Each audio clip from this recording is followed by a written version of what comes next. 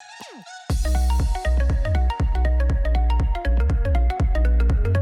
everyone, it's a pleasure to be here today. My name is Lea D'Auriol and I'm the founder and executive director of a nonprofit called Oceanic Global. Oceanic Global engages new audiences in ocean conservation. We tap into universal passions to raise awareness for issues impacting our oceans and to provide individual but also industry solutions that drive positive change. So very much focusing on behavioral change, how to be promoting sustainable operating practices. And so today I'm really excited to be speaking to you about daily sustainability tips to keep our planet and our oceans healthy.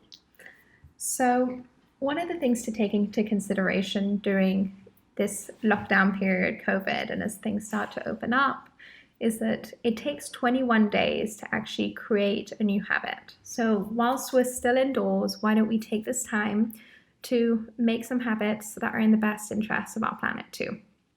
So with that, I thought maybe before starting, actually, I'll go through the 5 R's. So actually around Earth Day this year, we launched a 5R challenge with our partners at Eco Resolution. And the 5 R's are refuse, reduce, reuse, rot, and recycle. So these are things that we can all do every single day. And we actually challenge people to share with us what are the different creative ways that they're doing these things. And we had amazing examples. We had people who, were creating their own cards, who were composting, creating little vegetable gardens, etc. So one of the things to think about as we go into Plastic Free July, actually on the 1st of July, are what are some of these tips that we can also bring into our communities? How can we share this information? How can we make it fun, gamify it, share it with our families, create little competitions around it, but also celebrate these achievements. Like if you are going out there and you're being really thoughtful about it and thinking about how to make these sustainability changes in your life, like let's celebrate this together. The planet will be happy, you'll be happy, ultimately everyone will be happy, and it will be a win-win. So I thought I would take this opportunity to share a little bit about what are some of the things that I do within my home, and hopefully this will inspire you, provide opportunities within your own household. Around 3 years ago, I had a moment where I looked at myself in the mirror and I looked at what are all these things in my home that I use every single day, and how are they adding to the waste that I create? And I actually went through all these different items and looked at finding sustainable alternatives for each. And that's definitely an exercise I would recommend that everyone does, just so you're aware of like, what is your footprint as a human? Like, what are you contributing to every day?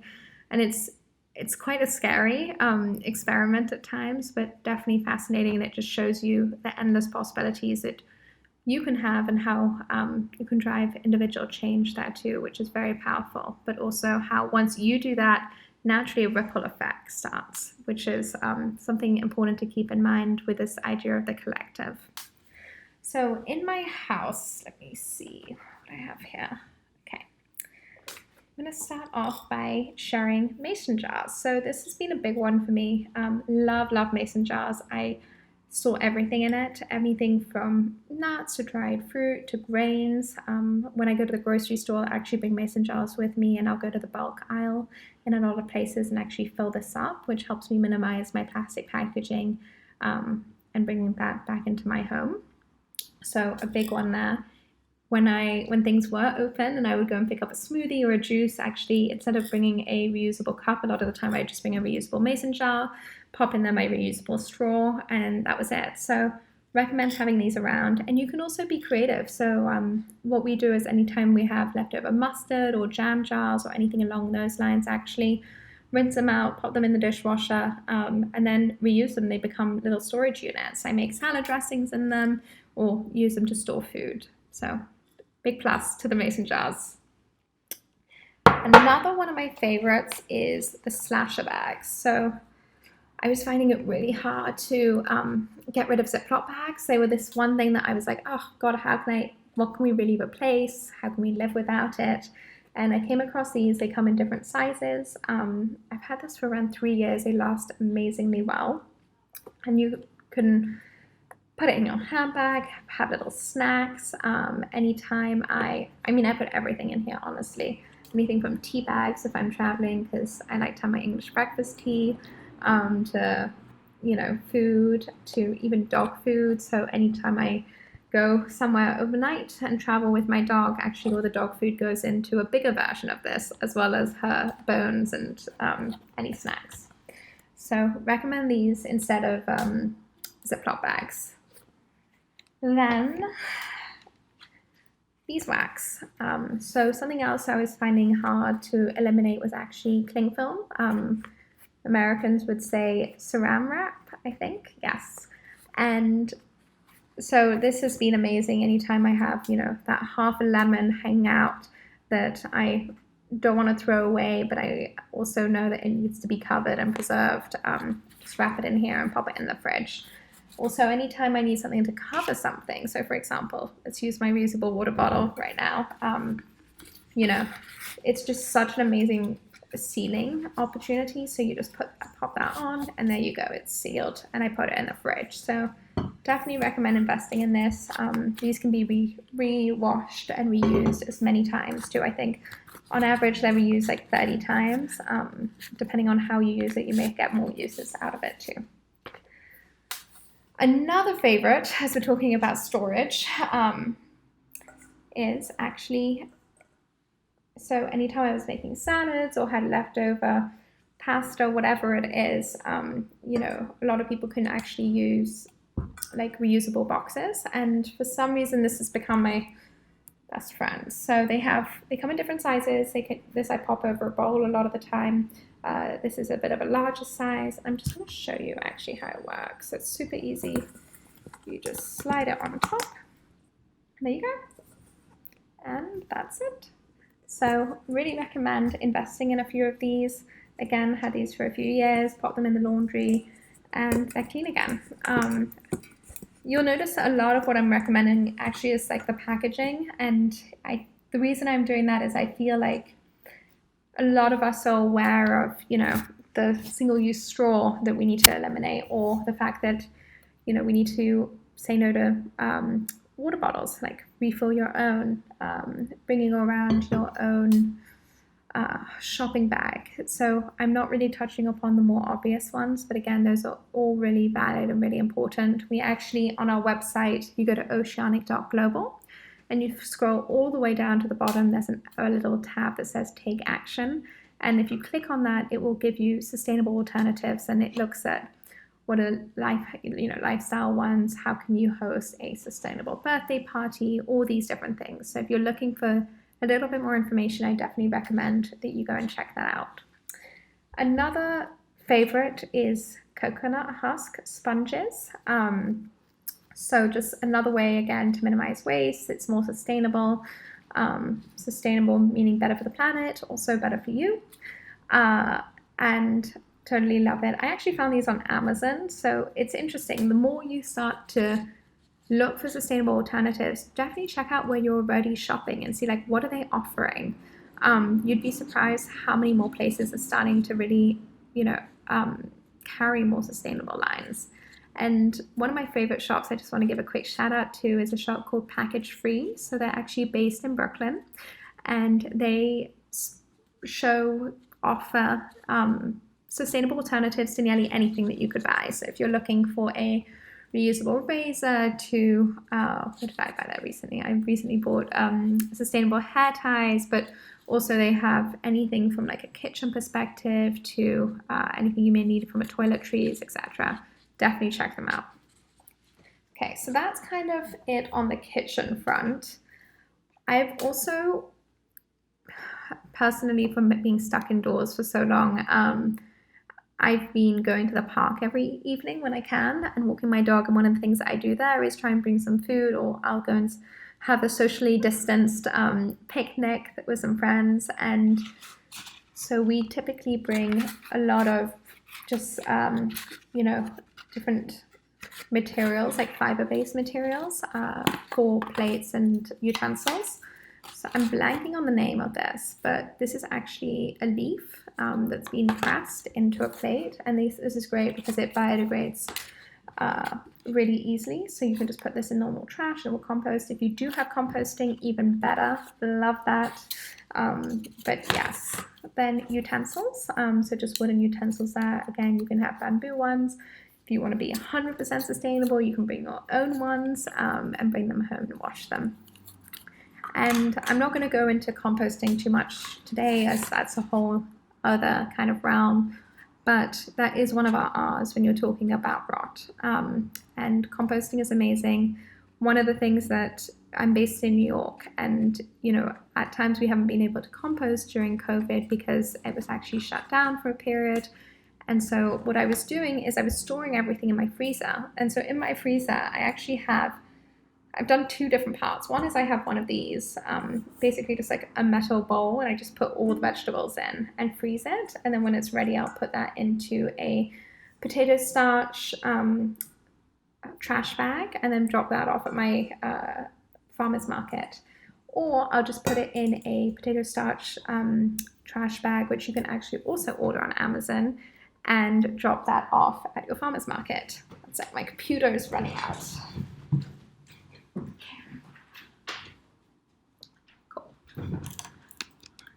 Okay, so that is sustainable alternatives there. And then in terms of bathroom stuff, so one of the things that I found really hard was the amount of packaging on my shampoo, conditioner, body wash, lotion, etc. I came across this amazing company called Plaine products. So Plaine products actually have reusable and refillable bottles. So what you do is when you order your first one, you get both components, and when this is empty, I order another one, and they send me just the base, the aluminium base with obviously all the product inside, and I take my old plastic top and I pop it on the new one, and I send the empty bottle back to them, and then they refill it. So there's all these really cool companies out there that I definitely recommend looking into if you are looking at lowering your plastic footprint in your home. Another favorite, as summer is around the corner, is sunscreen. So, I mean, the crazy thing about plastic is, we think of like all the obvious ones, and then we look around and we start to see everything is actually made from plastic, which is not a bad thing. But, things that are single use we shouldn't be using that material within that way. So this is a company called Raw Elements, and they are pretty amazing. They make it out of like an aluminium packaging, which is great. But also what I love about them is everything that they do is reef safe. So you may not be aware, but actually coral reef bleaching, sunscreen actually contributes a huge amount to coral reef bleaching. So if you are someone who is able and going into the ocean and is currently using sunscreen, be really careful what you're putting into your skin and what really what effect is that having on our aquatic ecosystem, on any of the animals that you may be coming into contact with, etc. So one of the things to look at is just making sure that you're sourcing reef safe sunscreen there. Really important if you're looking at minimizing your human impact on the oceans. And that's really it from kind of top level tips that I have for you today in terms of what I do and have within my home. Again, excited to answer any questions in 1 second with you, but something to just consider is, let's see how we can really go into Plastic Free July together, embrace the 5R challenge. How do we make this fun? How do we inspire our communities? Just the fact that you're here today listening and wanting to learn is huge, and I think it's important to recognize that. But it's also a privilege that we're having these conversations, and everyone needs to be having these conversations. So let's just make sure that this is accessible, and I'm excited to make some good habits with you and chat to you in a sec. Hi everyone, welcome to the Q&A portion of this session, talking about daily sustainable tips to keep our planet healthy. So I am being shared some questions right now. I'm going to read them out and then answer them. And if anything else pops up, just feel free to type in your question. So the first one is, what's your advice to really be able to make behavioral change? I have the best of intentions, but I often fall short due to convenience, lack of being able to plan ahead. Um, so I would say the first recommendation here is maybe look at everything that you're currently consuming and buying and start to think about what are some of those easy changes. You don't need to go completely sustainable overnight. It's about taking those first initial steps. And once you start to do those, you start to realize everything else. It's kind of like this ping pong effect when you're on this kind of journey towards sustainability. So, one really easy way, for example, is to start to look at like what is your plastic usage within your home. So, I gave some sustainable tips earlier, but if you're someone who's going constantly to go and pick up coffee every day, like can you go and bring your own coffee cup through that process? If you're noticing you're ordering a lot of water bottles, what are those things that you can easily switch over? And that will happen gradually and gradually. And next thing you're thinking about all the different scopes. So I would say focus on making it tangible and accessible there. Don't be overly critic with yourself, and you need to have some level of achievement there too. So don't, yeah, just make sure that it's manageable. So that's question number two. Is bamboo considered to be a sustainable alternative for furniture? Yes. So bamboo is amazing because it grows so quickly, and it actually needs very little water to grow. So in terms of choosing a word that's sustainable and a fiber that is strong and durable and can also be grown and planted very quickly. Definitely recommend it. You do need to stay away from bamboo, for example, in clothing because of the shedding of the bamboo, which a lot of the time is actually combined with things like polyester, and then it can have a negative impact. But furniture is wonderful. Typically, you're not washing that down where microplastics or anything would degrade, or it would be combined with something else. Question three. I used to work in nightlife. Some clubs have started to invest in less environmentally friendly and impactful goods, like hay straws versus plastic. What other day-to-day items do you expect to see phasing out? So I think, straws is one that we really saw a huge campaign around specifically, or especially in the US and in Europe. So this idea of going straw free. Hay is actually an amazing option because it's a byproduct of the wheat industry. So nothing, no waste was created through that. And that would actually typically go to landfill. So that was an amazing kind of push there, and even much better than like paper straws, etc. What we're starting to see, we work a lot actually with the hospitality industry. And if you're in the nightlife space, I would recommend going to our website, and under the solutions tab, and it's oceanic.global, we actually have an edition specifically for the nightlife, how to eliminate single-use plastics from your operations. And we go through every single item. So straws is one of them, but we look at, if you need to be selling water, you can actually have canned water made from aluminium. And so it goes through, stirrers, shot glasses, napkins, coasters. A lot of coasters are actually waxed and dipped in plastic, which most people don't realize. So have a look at the guides. They're free and available. And actually throughout the different guides, we link through to different sustainable vendors. And just as a whole, we're starting to see a lot more clubs really looking at shifting that over. So a few of the groups we work with in New York to help phase out single-use plastics and actually started with straws. One of them, the first venue was Freehold, and the second one was actually House of Yes. What's one thing you would suggest I can do today that is an easy switch and have an impact on my footprint? So because I have my ocean hat on, I'd say, one of those things would be, there's a few, depending on who you are. One is eliminating plastics. Two is if you are eating a lot of seafood, really starting to think about eating sustainable seafood. So switching out, staying away from things like tuna and cod, which are actually really high up on the extinction list. So being just very aware of that.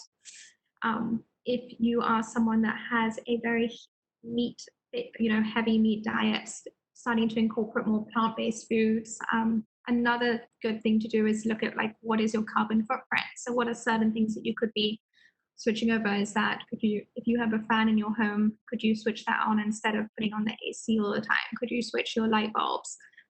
If you are commuting at the moment, could you be cycling instead?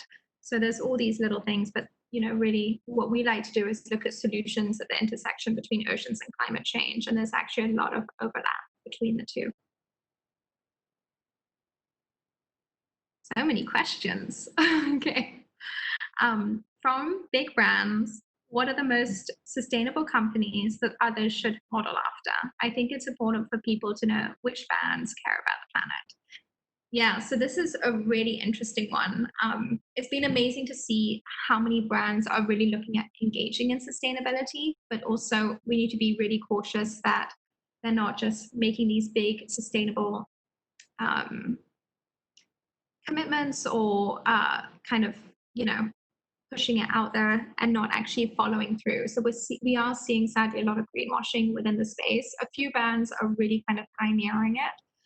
Obviously, Patagonia is one of them. They've done an amazing job at all levels of incorporating sustainability into the company.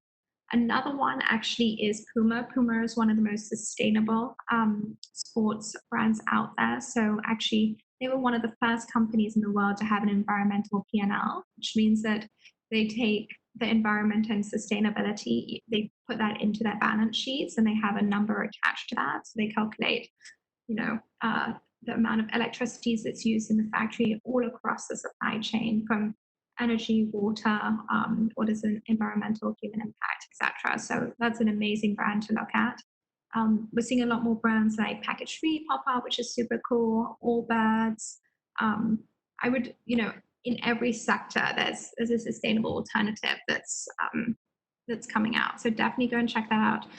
The thing about the really, really big brands like the Nestle's, except the PepsiCos, they're starting to weave in more sustainable items within their offering. One thing to keep in mind though is to really be encouraging these big brands to be pushing that forward, because one tiny little change, on it with a huge company will have a much larger footprint than any of these smaller brands that would make that switch. So even if the big brands are not there 100%, let's make sure we're encouraging them through that journey. Question 6, how about laundry detergent? How much of the damage is it doing to our oceans, and what can we do to fix that? So I would definitely recommend using an eco laundry detergent. There's lots of different options out there, so just go and make sure that whatever you're putting in there, knowing that it does end up somewhere. And that's not just laundry detergent, but anything in terms of cleaning products, etc. Just making sure that they're not toxic for yourself or your health, but also for where it will end up in the environmental impacts of that. One of the things, and this is just a little bit of a sidetrack, that I think a lot of people don't realize actually is when you are washing your clothes, through that process, it can be one of the most harmful in terms of the impact on the oceans. And the reason is a lot of our clothes are actually composed of plastic fibers. So polyester is a big one. Every time you wash your clothes actually shed. And so with that, tiny little microplastics are going through, oh my God, through your washer and actually entering our aquatic systems. And we actually don't have filters in place to be collecting that. So two different options there. One is pourable, which is a plastic ball that you pop in with all your laundry, and it actually collects the plastic, and you can pull it out as fluff, which is it will gather. And that's a really easy one. I actually just leave mine all the time in my laundry machine. And then the second one actually is a guppy bag, and the guppy bag is probably the most successful one out there. And it's a big bag, and you put all your laundry in that, and then you put that in the machine. And again, that will gather all the microplastics. So you're taking accountability and making sure that that's not going to enter the waterway. Question 7, fast fashion, H&M, blah, blah, blah. Okay. Wasted of water is do you think this level of waste will be preventable? Will it collapse under its own usage? can nature give out under these rampage usage? One sec, I just need a little bit of water between this.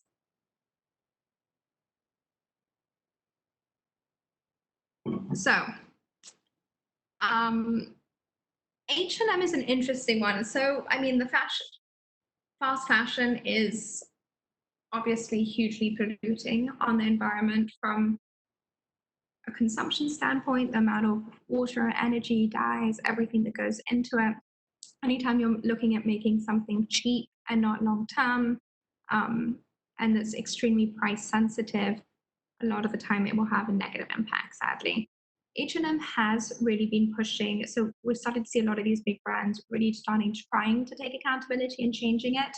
In terms of what that looks like long term, it's really tough because it goes against the model of itself, sustainability, and something that's not built to last, kind of don't go hand in hand. But H&M as a whole, for example, I know they've really taken into accountability, looking at their dyes and making sure that there's not as much toxic runoff there, making sure that they're really bringing down their water usage when they're actually manufacturing these products. So that's a huge one that goes into it, a huge amount of water waste.